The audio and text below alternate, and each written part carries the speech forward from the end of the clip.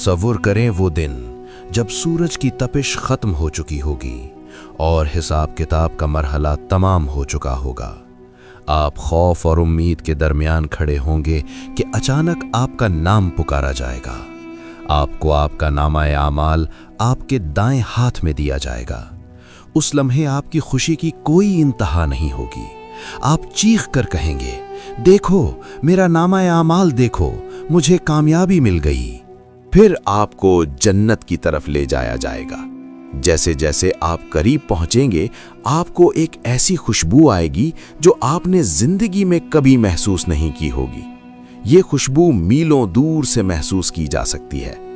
आपके सामने जन्नत का वो अजीम शान दरवाज़ा होगा जिसकी चौड़ाई इतनी है कि एक तेज़ रफ्तार सवार उसे पार करने में 40 साल लगा दे, मगर आज वो लोगों के हुजूम से भरा हुआ होगा।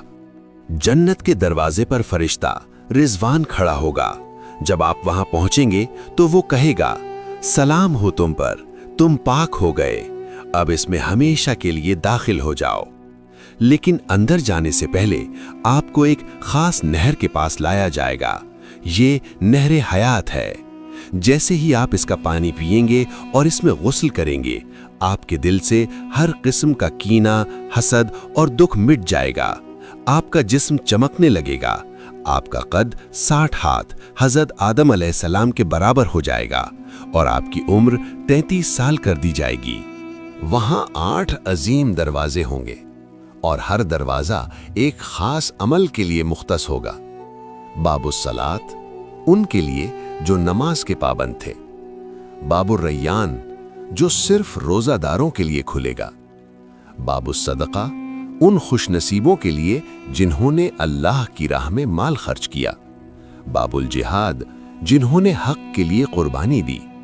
इसके अलावा बाबुल हज, बाबुल जिक्र और वो दरवाज़ा जहां से लोग बगैर हिसाब के दाखिल होंगे।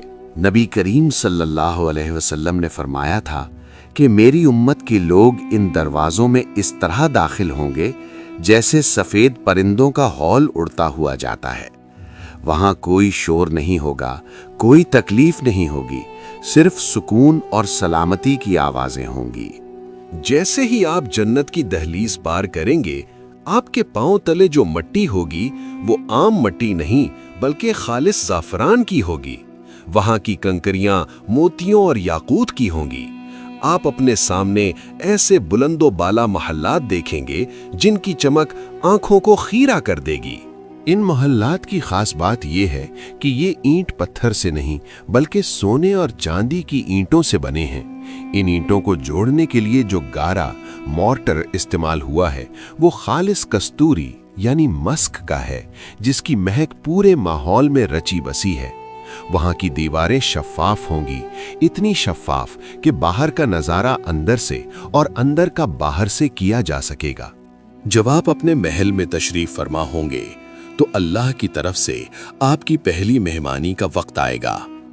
आपके सामने दस्तरख्वान बिछाया जाएगा और जन्नत का सबसे पहला खाना पेश किया जाएगा, जिसे ज़ायदतु कबिदिल हूत, मछली के जिगर का इजाफी हिस्सा कहा जाता है। ये वो लजीज तरीन खाना होगा जो आज तक किसी इंसान ने नहीं चखा होगा। इसके साथ ही आपको ऐसे फल पेश किए जाएंगे जिनके गुच्छे आपके करीब झुक जाएंगे। आप जिस फल की तमन्ना करेंगे वो खुद ब खुद आपके हाथ में आ जाएगा। आप एक लुकमा लेंगे तो उसमें से 70 मुख्तलिफ जायके आएंगे और हर जायका पिछले से बेहतर होगा। यहाँ एक हैरत अंगेज बात ये होगी कि आप जितना चाहें खाएंगे, लेकिन आपको कभी भारीपन महसूस नहीं होगा। ना ही आपको बैतुल खला यानी वॉशरूम जाने की जरूरत पड़ेगी। जन्नत में कोई गंदगी नहीं है। आपका खाना एक खतरनाक हद तक खुशबूदार डकार और कस्तूरी जैसे पसीने के जरिए हजम हो जाएगा, जो आपके जिस्म से निकलकर फिजा को मजीद महका देगा। आपके महल्लात के नीचे से 4 किस्म की नहरें बह रही होंगी, जिनका जिक्र कुरान में भी है। पानी की नहर, ऐसा पानी जो कभी खराब नहीं होता, बिल्कुल शफ़ाफ और मीठा। दूध की नहर, जिसका जायका कभी नहीं बदलता। शहद की नहर, जो हर किस्म की मिलावट से पाक और साफ किया हुआ है। शराब तहूर की नहर, یہ وہ پاکیزہ مشروب ہے جسے پی کر نہ سر میں درد ہوگا، نہ ہوش و حواس گم ہوں گے، بلکہ یہ صرف لذت اور سرور کا ذریعہ ہوگی۔ آپ کی خدمت کے لیے غلمان یعنی خوبصورت نوجوان خادم ہر وقت تیار ہوں گے، جو ایسے لگیں گے جیسے بکھرے ہوئے موتی ہوں۔ وہ سونے کے پیالوں اور چاندی کے جاموں میں آپ کو مشروبات پیش کریں گے۔ آپ ایسے تختوں پر فروخت ہوں گے جن کے استر گاڑھے ریشم کے ہوں گے، اور وہ اونچی جگہوں پر بچھے ہوں گے جہاں سے آپ اپنی پوری سلطنت کا نظارہ کر سکیں گے۔ جنت میں داخل ہونے کے بعد آپ کے دل میں پہلا خیال اپنے ان پیاروں کا آئے گا جو دنیا میں آپ کے ساتھ تھے۔ اللہ تعالیٰ فرماتا ہے کہ وہ مومنین کے والدین، ان کی بیویوں اور ان کی اولاد کو ان کے ساتھ ملا دے گا۔ اگر آپ کا درجہ جنت میں بلند ہے اور آپ کے اہل خانہ کا درجہ کم، تو اللہ اپنی رحمت سے انہیں بھی آپ کے درجے تک بلند کر دے گا تاکہ آپ کی آنکھیں ٹھنڈی ہوں۔ آپ انہیں فوراً پہچان لیں گے، حالانکہ وہ اب بوڑھے نہیں بلکہ انتہائی حسین اور جوان ہوں گے۔ آپ ایک دوسرے کو گلے لگائیں گے اور دنیا کی سختیوں کو یاد کر کے مسکرائیں گے۔ جنتیوں کو ایسی پاکیزہ بیویاں یعنی حوریں دی جائیں گی جن کے حسن کا تصور انسانی عقل سے باہر ہے۔ اگر جنت کی ایک حور زمین کی طرف جھانکے تو اس کے چہرے کے نور سے سورج کی روشنی ماند پڑ جائے اور پوری زمین خوشبو سے بھر جائے۔ ان کی آنکھیں بڑی اور سیاہ ہوں گی اور ان کا بدن یاقوت اور مرجان کی طرح چمکدار ہوگا۔ وہ خواتین جو دنیا میں آپ کے ساتھ تھیں، جنت میں ان کا مقام ان حوروں سے بھی کہیں بلند ہوگا۔ وہ اپنی عبادت اور تقوی کی وجہ سے ان حوروں کی ملکہ یعنی کوئین ہوں گی، اور ان کا حسن سب سے زیادہ ہوگا۔ جنت میں ہر جمعے کے دن ایک خاص بازار لگے گا۔ یہ دنیا کے بازاروں جیسا نہیں ہوگا جہاں خرید و فروخت ہوتی ہے، بلکہ یہ خوشیوں کا مرکز ہوگا۔ اس بازار میں ایک خاص ہوا چلے گی جو جنتیوں کے چہروں اور لباسوں پر کستوری اور جنت کی خوشبوئیں چھڑکے گی۔ جب جنتی اس بازار سے واپس اپنے گھروں کو لوٹیں گے تو ان کا حسن پہلے سے کہیں زیادہ بڑھ چکا ہوگا۔ ان کے گھر والے انہیں دیکھ کر حیران رہ جائیں گے اور کہیں گے، خدا کی قسم، آپ تو پہلے سے بھی زیادہ حسین ہو گئے ہیں۔ جب تمام جنتی اور جہنمی اپنے اپنے ٹھکانوں پر پہنچ جائیں گے، تب اللہ کے حکم سے موت کو ایک چتکبرے مینڈھے کی شکل میں لایا جائے گا۔ جنت اور دوزخ کے درمیان اس مینڈھے کو ذبح کر دیا جائے گا۔ ایک پکارنے والا پکارے گا، اے جنت والو، اب ہمیشہ کی زندگی ہے، کبھی موت نہیں آئے گی، اور اے جہنم والو، اب ہمیشہ کی زندگی ہے، کبھی موت نہیں آئے گی۔ یہ سن کر جنتیوں کی خوشی کی کوئی حد نہیں رہے گی، کیونکہ اب ان سے ان کی نعمتیں چھن جانے کا کوئی ڈر نہیں ہوگا۔ جنت کے درجات میں سب سے بلند مقام جنت الفردوس ہے۔ یہ وہ جگہ ہے جس کی چھت خود اللہ سبحانہ و تعالیٰ کا عرش ہے۔ جنت کی تمام نہریں اسی بلند مقام سے پھوٹتی ہیں۔ یہاں کے رہنے والے براہ راست عرش الہی کا مشاہدہ کریں گے۔ وہاں کوئی سورج نہیں ہوگا، لیکن عرش کا ایک خاص نور ہوگا جو پوری جنت کو روشن رکھے گا، جس میں نہ تپش ہوگی اور نہ ہی اندھیرا۔ جنت صرف انسانوں کے لیے نہیں بلکہ ان خاص جانوروں کو بھی وہاں لایا جائے گا جنہوں نے اللہ کے احکام کی تعمیل میں یا انبیاء کی خدمت میں حصہ لیا۔ اصحاب کہف کا کتا جو ان کے ساتھ غار کے دہانے پر پہرا دیتا رہا، حضرت صالح علیہ السلام کی اونٹنی جس کا تذکرہ قرآن میں معجزے کے طور پر آیا، حضرت سلیمان علیہ السلام کا ہدہد اور چیونٹی جنہوں نے توحید کی گواہی دی اور لشکروں کو راستہ دکھایا، نبی کریم صلی اللہ علیہ وسلم کی اونٹنی قصوہ جس پر آپ صلی اللہ علیہ وسلم نے ہجرت کا سفر طے کیا۔ جمعے کا دن یوم مزید، ہر جمعے کے دن اللہ تعالیٰ تمام جنتیوں کو اپنی بارگاہ میں طلب فرمائے گا۔ ایک وسیع وادی کسیب میں محفل سجے گی۔ جنتی اپنے درجوں کے مطابق سونے، چاندی، موتیوں اور یاقوت کے ممبروں پر بیٹھیں گے۔ ادنا درجے کا جنتی اگرچہ وہاں کوئی ادنا نہیں، کستوری کے ٹیلوں پر بیٹھے گا۔ اللہ تعالیٰ فرمائے گا، اے میرے بندو، کیا میں نے تم سے کیا ہوا وعدہ پورا نہیں کر دیا؟ بندے عرض کریں گے، اے پروردگار، तूने हमें वो कुछ दिया जो किसी आंख ने नहीं देखा। तब अल्लाह ताला अपने चेहरे से 70,000 नूरानी पर्दे हटा देगा। जैसे ही अल्लाह का नूर जाहिर होगा, जन्नतियों के चेहरे सूरज से ज्यादा चमकने लगेंगे। वो पुकार उठेंगे कि ऐ अल्लाह, तेरी जात पाक है।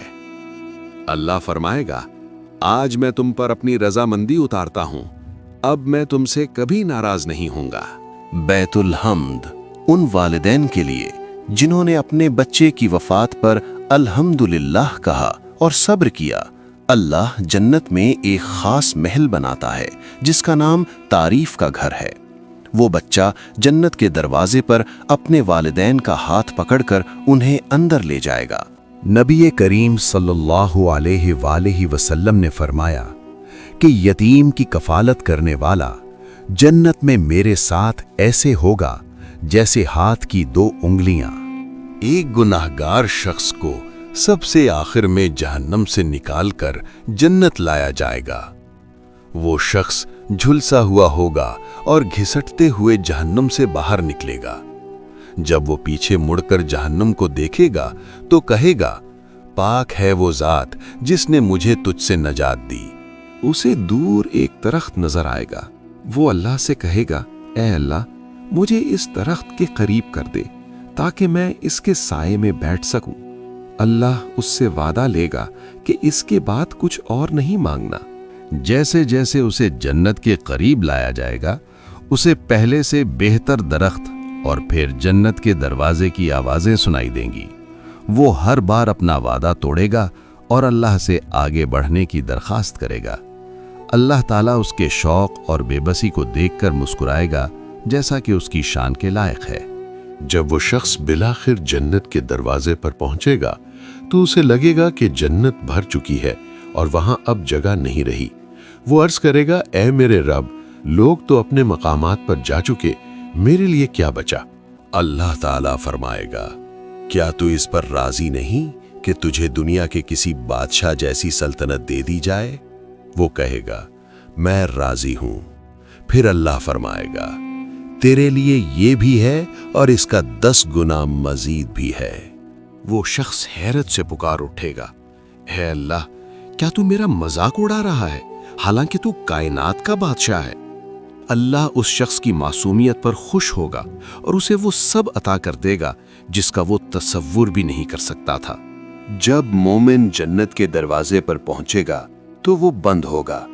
सबसे पहले नबी करीम सल्लल्लाहु अलैहि वसल्लम दरवाजे की जंजीर हिलाएंगे। फरिश्ता रिजवान अंदर से पूछेगा, कौन है? आप सल्लल्लाहु अलैहि वसल्लम फरमाएंगे, मैं मोहम्मद सल्लल्लाहु अलैहि वसल्लम हूँ। फरिश्ता कहेगा, मुझे हुक्म दिया गया था कि आपसे पहले ये दरवाज़ा किसी के लिए ना खोलूं। वो मंजर कितना अजीम होगा जब वो अजीम उशान दरवाज़ा खुलेगा और उसकी चमक से पूरी कायनात रोशन हो जाएगी। जन्नतियों को खुशामदीद कहने के लिए फरिश्तों की लाइनें लगी होंगी जो कहेंगे, सलाम हो तुम पर, तुमने सब्र किया, देखो आज तुम्हारा ठिकाना कितना खूबसूरत है। जन्नत में सूरज और चांद नहीं होंगे, वहां की रोशनी अर्शे इलाही के नूर से होगी। वहां न तपती धूप होगी और न कड़कती सर्दी। मौसम हमेशा वैसा रहेगा जैसा फजर और तुलुए आफताब के दरमियान का पुरसुकून वक्त होता है। जन्नत की मिट्टी से कस्तूरी की खुशबू आएगी और वहां की हवा जब चलेगी तो वो दरख्तों के पत्तों से टकराकर ऐसी मौसीकी यानी नगमा पैदा करेगी जो रूह को वजद में ले आएगी। जन्नतियों के लिबास कभी पुराने नहीं होंगे।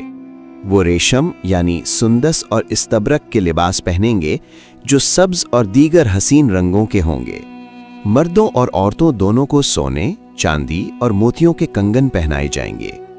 उनके ताजों में जड़ा हुआ एक याकूत दुनिया और उसकी तमाम चीजों से ज्यादा कीमती होगा। हर जन्नती के चेहरे पर नूर की एक खास झलक होगी जिससे वो पहचाने जाएंगे कि ये अल्लाह के मेहमान हैं। जन्नत में तूबा नामी एक दरख्त है। इस दरख्त के फूलों से जन्नतियों के लिबास निकलेंगे। इसका साया इतना तवील है कि एक सवार 100 साल तक इसके नीचे चलता रहे तो भी साया खत्म ना हो। وہاں ایسے پروں والے گھوڑے اور اونٹ ہوں گے جو یاقوت کے بنے ہوں گے۔ آپ صرف سوچیں گے اور وہ سواری آپ کو وہاں لے جائے گی جہاں آپ جانا چاہتے ہیں۔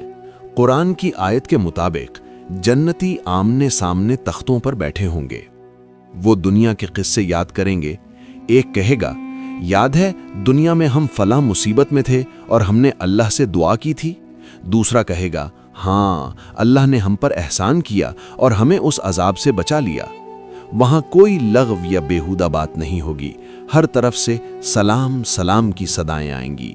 جنت میں داخلے کے وقت نبی کریم صلی اللہ علیہ وسلم اپنے مبارک ہاتھوں سے جنتیوں کو حوض کوثر کا پانی پلائیں گے۔ اس کے پیالے آسمان کے ستاروں کی تعداد کے برابر ہیں۔